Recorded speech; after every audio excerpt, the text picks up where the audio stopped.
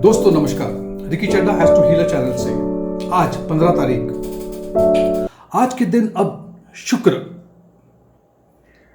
अस्त हो गए हैं, जिसको हम अंग्रेजी में कंबशन कहते हैं, कंबस्ट होना कहते हैं। 15 सितंबर से लेकर के 2 दिसंबर तक ये ग्रह अस्त रहेंगे।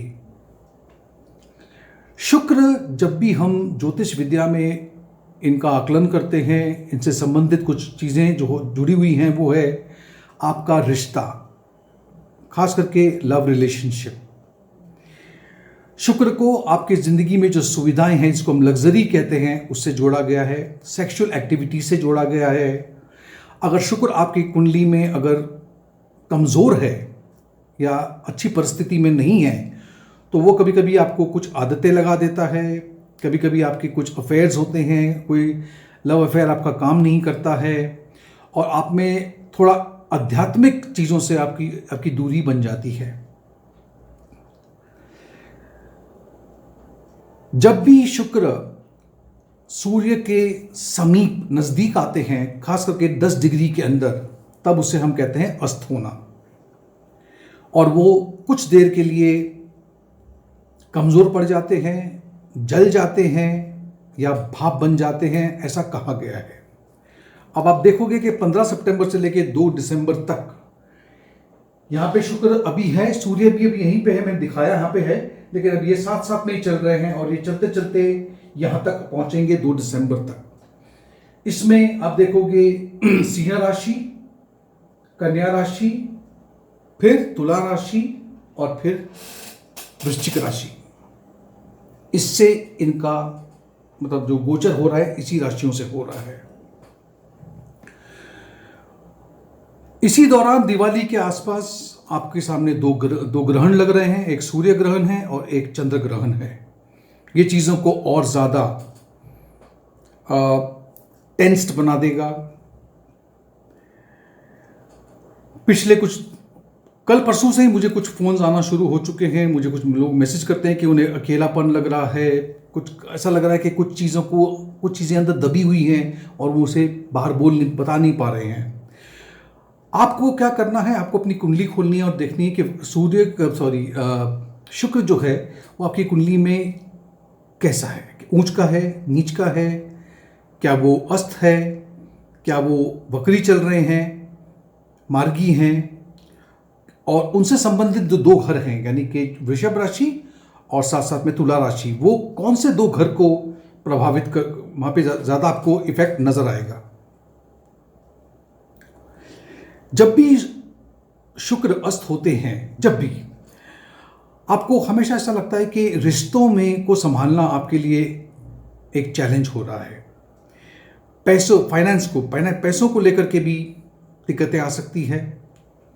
आध्यात्मिक चीज़ों में अगर आप हो तो वहाँ पे थोड़ा सा ऐसा लगेगा कि एक ठहराव सा है, आप आगे बढ़ नहीं पा रहे हो, उन चीज़ों को कर नहीं पा रहे हो।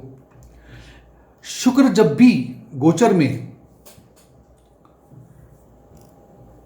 से गुजरेंगे तो उन घरों में अभी आपको देखना होगा कि आपकी कुंडली में ये 5वां नंबर, 6वां नंबर, 7वां नंबर, 8वां नंबर कहाँ है। और खास करके आज जो मैं बात कर रहा हूँ वो 5वें नंबर, मतलब सिंह राशि की बात कर रहा हूँ, फिर कन्या राशि है। अब देखिए कि ये कौन से घर आपकी कुंडली में कहाँ बैठे हुए हैं। तो इस दौरान क्या होगा कि जब वो वहाँ से गोचर करेंगे तो उन जगहों पे आपको थोड़ा बहुत, जिसको हम अंग्रेजी में टर्बुलेंस कहते हैं, वहाँ पे दिक्कतें आएंगी।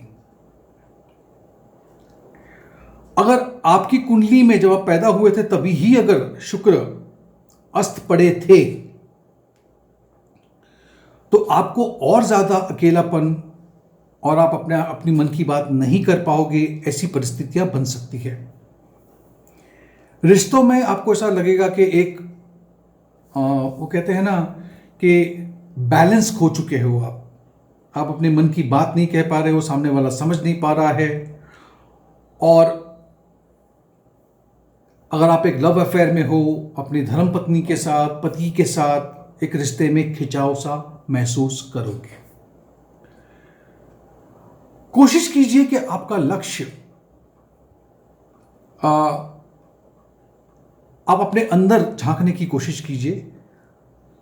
ये मत सोचिए कि मुझे ज़िंदगी में क्या चाहिए। आप देखिए कि क्या मैं जीवन में जो मैंने ख्वाहिशें रखी है, क्या ये मेरे इसे हासिल करने के लिए क्या मैंने पर्याप्त चीज़ें मेरे पास है कि मैं उस चीज़ को, अगर मैंने लक्ष्य बनाया है तो क्या मैं उसको प्राप्त कर सकता हूं या कर सकती हूं।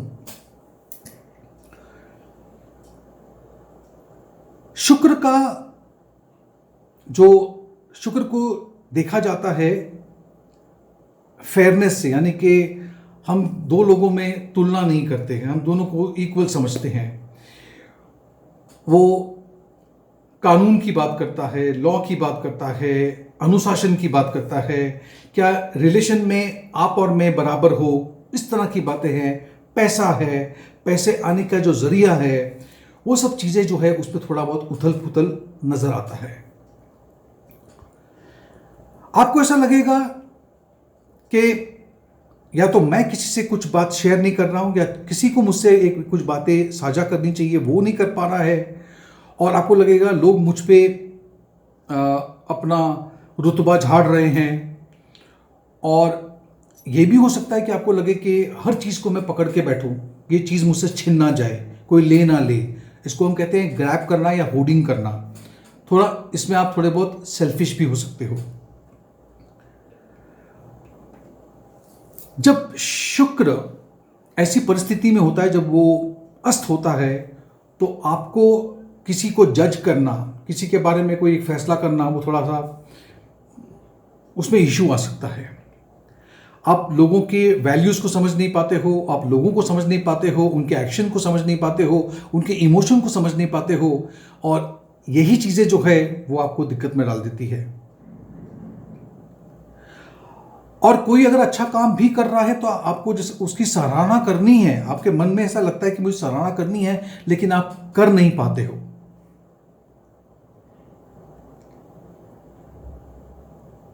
आप हर चीज को करने से पहले लोगों से पूछोगे कि क्या मैं जो कर रही हूं, क्या मैं अच्छा दिख रहा हूं, क्या मैंने ये सही पहना है, क्या मतलब आपको खुद पे भरोसा नहीं होगा कि जो मैंने पहना है, जैसा मैं दिख रहा हूं या दिख रही हूं, वो सही है या नहीं। इसलिए आप दूसरों से उससे पूछते हो, वैलिडेशन के लिए आप आगे जाते हो।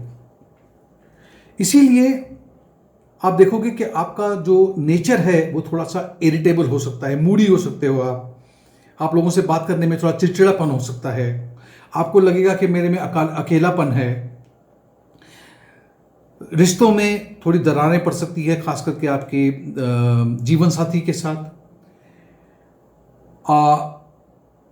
ऐसा भी हो सकता है कि घर के कुछ लोग हैं वो आपको किसी बात के लिए टोक दे, कुछ क्रिटिसिज्म कर दें और आपको उस बात का बुरा लग जाए।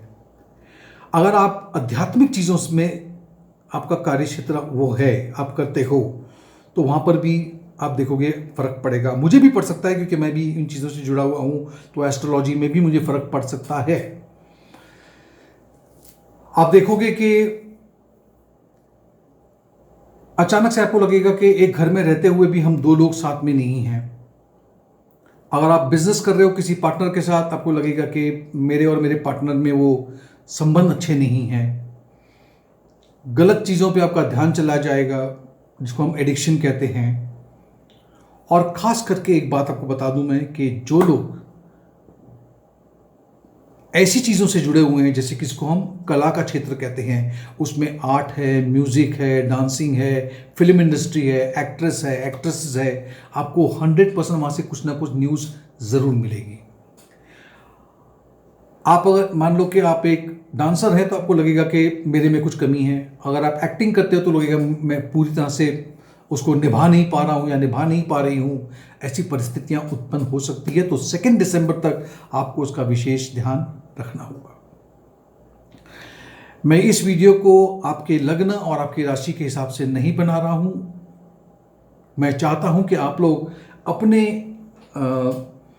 कुंडली को खोल करके आप खुद भी थोड़ा विश्लेषण करने की कोशिश किया करो।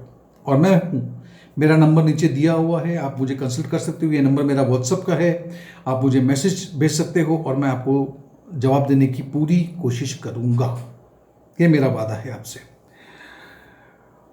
अगर आपको ये वीडियो पसंद आया है तो इसे एक लाइक ज़रूर दीजिएगा, नोटिफिकेशन बेल पे क्लिक कीजिएगा और अब तक अगर मेरे चैनल को सब्सक्राइब नहीं किया तो उसे सब्सक्राइब कर लीजिएगा। और एक ख़ास बात है कि नीचे आपने देखा होगा एक अभी बटन है जिस पे थैंक्स लिखा हुआ है। ये एक बटन है जिसको आप अगर मेरे काम को पसंद करते हैं, मेरी बातों को समझ के पसंद करते हैं, तो आप एक छोटा सा भुगतान, बहुत छोटा सा भुगतान भी करके मुझे भेज सकते हैं। मैं आप लोगों से ये ज़रूरी नहीं कि आप भेजो, ये अगर आपको मेरा काम पसंद आता है तभी ही आप भेजना। बहुत बहुत शुक्रिया, आपका दिन शुभ रहे। Thank you.